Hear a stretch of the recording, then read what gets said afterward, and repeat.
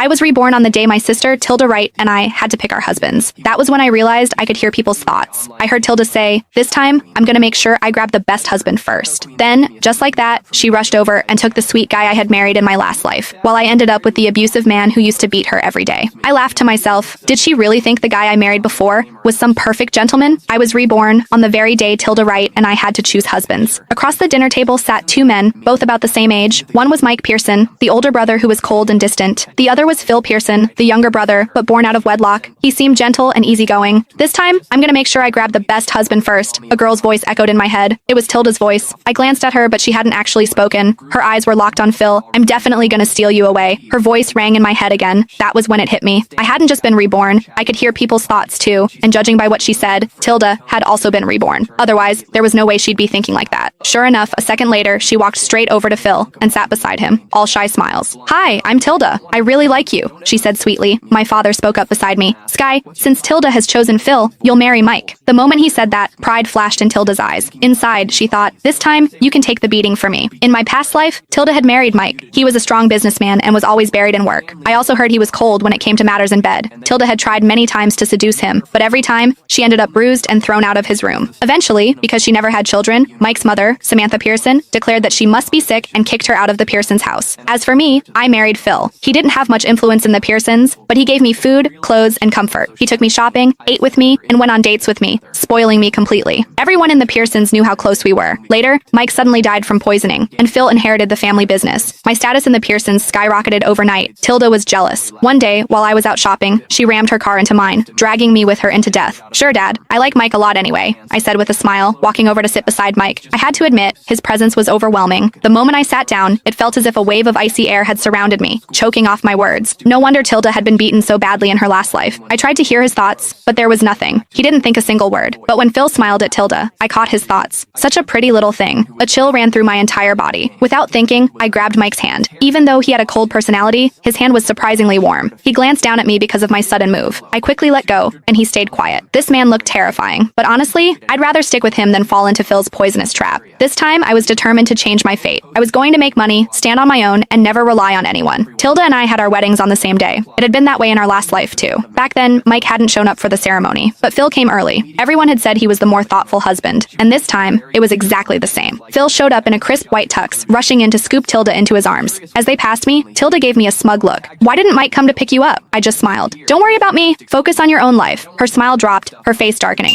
"Keep laughing. I'll see if you're still smiling once he starts hitting you." That was what she was thinking as she left with Phil, but it was way too soon for her to say that. There